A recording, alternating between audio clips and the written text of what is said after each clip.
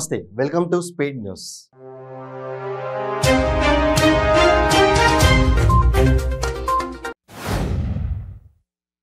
తెలంగాణ రాష్ట్ర ప్రభుత్వం ఏర్పడిన తర్వాత నిర్మల్ జిల్లా ప్రభుత్వ ప్రధాన ఆసుపత్రి ద్వారా ప్రజలకు మెరుగైన వైద్య సేవలు అందించే విధంగా అన్ని వసతులను సమకూర్చామని అటవీ పర్యావరణ న్యాయ దేవాదాయ శాఖ మంత్రి ఇంద్రకరణ్ రెడ్డి అన్నారు.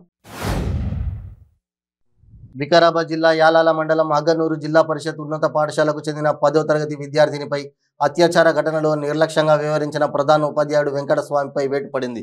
విహారయాత్రకు వెళ్లిన విద్యార్థులను ఇంటికి పంపించే సమయంలో ఓ మైనర్ బాలికపై అత్యాచారం చేసిన పేర్కంపల్లి గ్రామ సర్పంచ్ సోదరుడు రఘుపతిని రిమాండ్కు తరలించారు.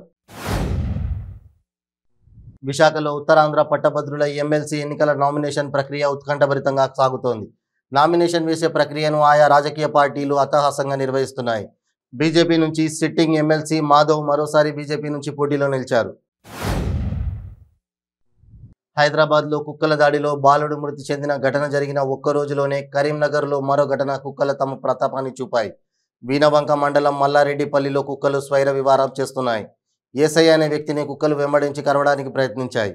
వాటి నుంచి తప్పించుకునే ప్రయత్నంలో ఏసయ్య బైక్ పై నుంచి కింద పడిపోయాడు.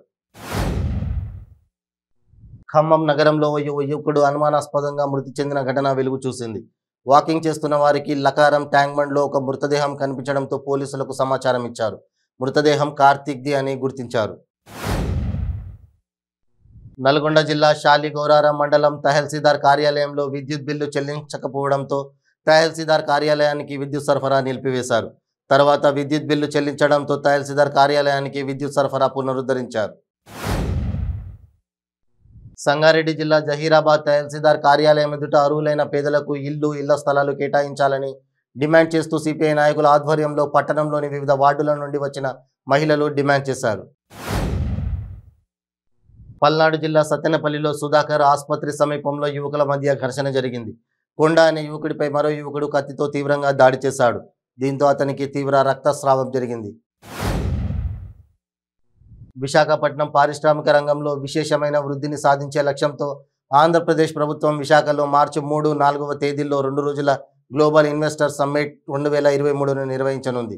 ఈ సమ్మిట్ ముఖ్య ఉద్దేశం ఏపీలో పరిశ్రమల స్థాపనకు ఉన్న అపార అవకాశాలను ప్రభుత్వం అందిస్తోంది. సంగారెడ్డి జిల్లా జహీరాబాద్లో Krishna diamond jewellery షోరూంను MLA కోనింటి Manikrao ప్రారంభించారు. జహీరాబాద్ పట్టణంలో ప్రఖ్యాత హరికృష్ణ గ్రూప్ అధినేత ఘన్శ్యామ్ స్థానిక అల్లాడి సోదరులతో కలిసి భారీ గోల్డెన్ డైమండ్ జ్యువెలరీ షోరూంను ఏర్పాటు చేయడం అభినందనీయమని అన్నారు. వరంగల్ కేఎంసీలో పీజీ వైద్య విద్యార్థిని ఆత్మహత్య యత్నానికి పాల్పడడం కలకలం రేపుతోంది. ప్రస్తుతం ప్రీతికి వెంటిలేటర్ పైనే నిమ్స్ వైద్యులు చికిత్సను అందిస్తున్నారు. నిమ్స్ వైద్యురాలు పద్మజ అన్ని టెస్ట్ రిపోర్ట్స్ను పరిశీలించారు.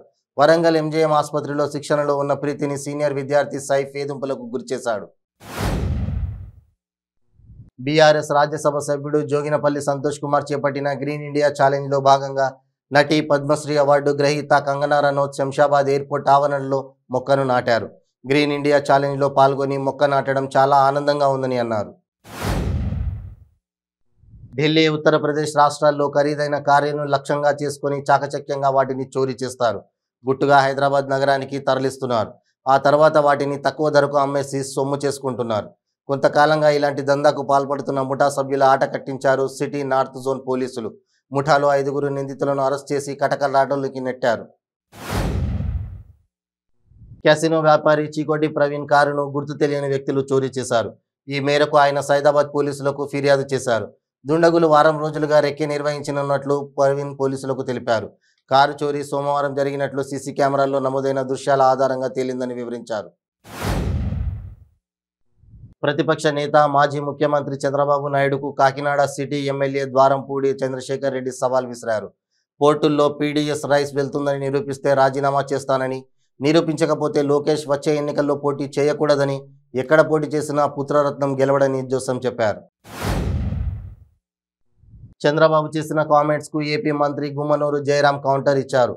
రాయలసీమ ద్రోహి చంద్రబాబు నాయుడు ప్రజలను రెచ్చగొట్టే విధంగా వ్యవహరించడం దుర్మార్గమైన చర్య అని మండిపడ్డారు. ప్రతిపక్ష నేతలపై వైసీపీ ఎమ్మెల్యే సుధాకర్ బాబు మండిపడ్డారు. టీడీపీ జాతీయ ప్రధాన కార్యదర్శి లోకేష్ తన నోరు అదుపులో పెట్టుకోవాలని సూచించారు. లోకేష్ పాదయాత్రతో రాష్ట్రం అబాసుపాలవుతున్నారని అన్నారు. శ్రీ సత్యసాయి జిల్లా అమరాపురం మండలం హేమావతి గ్రామంలో హెంజేరు సిద్ధేశ్వర స్వామి బ్రహ్మోత్సవాలు వైభవంగా సాగుతున్నాయి. 4వ రోజు సాగిన సిరిమానోత్సవంలో స్థానిక ఎమ్మెల్యే ఎం తిప్పేస్వామి పాల్గొన్నారు. సిరిమానుపై వేలాడుతూ గాల్లో తిరిగితే కోరిన కోరికలు నెరవేరుతాయని భక్తుల ప్రగాఢ నమ్మకం. విశాఖపట్నం నుంచి జిల్లా మీదుగా బెంగళూరుకు గంజాయి తరలిస్తున్న ముఠా గుట్టును చిత్తూరు జిల్లా బంగారుపాలెం పోలీసులు రట్టు చేశారు. 3 నిందితులను అరెస్ట్ చేసి 10 లక్షల గంజాయిని స్వాధీనం చేసుకున్నారు. పల్మనేరు డీఎస్పీ సుధాకర్ రెడ్డి స్థానిక పోలీస్ స్టేషన్లో ఈ కేసుకు సంబంధించిన వివరాలను వెల్లడించారు. సాగునీరు వృధాను అరికట్టడంలో రాష్ట్ర ప్రభుత్వం విఫలం చెందిందని రాష్ట్ర సిపిఐ కార్యదర్శి రామకృష్ణ అన్నారు. విజయనగరం జిల్లా గురుబుబిల్లి మండలంలో ఉన్న తోటపల్లి భారీ సాగునీటి ప్రాజెక్టును సిపిఐ బృందం పరిశీలించింది. ఈ సందర్భంగా ఆయన మాట్లాడుతూ తోటపల్లి ప్రాజెక్టుపై ప్రభుత్వం చిన్నచూపు చూస్తోందన్నారు.